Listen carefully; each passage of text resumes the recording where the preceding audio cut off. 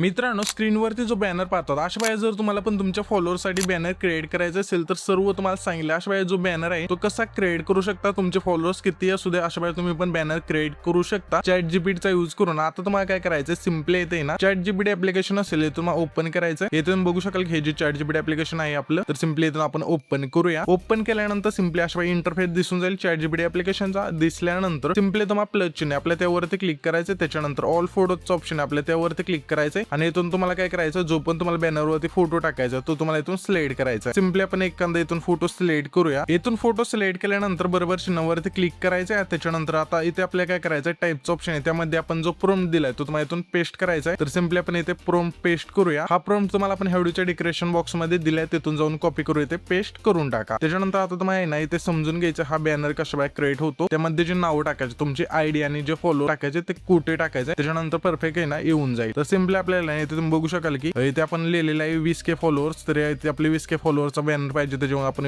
इथे 20K लिहिलेलं आहे. जर तुमचे 1K असतील, 2K असतील, 5K असतील, जेवढे पण फॉलोअर्स असतील तेवढे तुम्हाला टाकायचे. टाकल्यानंतर त्याच्या खाली थोडं आल्यानंतर हे तुम्हाला ना इंस्टाग्राम तुमची जी आयडी असेल ते टाकायची. इथे अशा इथे तुम्ही बघू शकाल की इथे आपण आयडी टाकल्यानंतर सिम्पली आता काय करायचं, हा जो एरो आपल्या त्यावरती क्लिक करायचं. क्लिक केल्यानंतर इथे तुम्ही बघू शकाल की आपली जी इमेज आहे ते क्रिएट होत आहे. तर इथे आपल्याला काय करायचं, सिम्पली 1 मिनिट वेट करायचं. तिथे आपण वेट करूया. त्याच्यानंतर आपली जी इमेज असेल इथून क्रिएट होऊन जाईल. मित्रांनो, स्क्रीनवरती बघू शकाल की आपला जो बॅनर आहे इथून क्रिएट झाले. हा बॅनर आपण क्रिएट केल्यानंतर सिम्पली त्या बॅनरवरती क्लिक करायचं, सेव्ह करायचा आहे आणि हा जो प्रॉम्प्ट आहे आपण खाली दिलाय. Thanks for watching.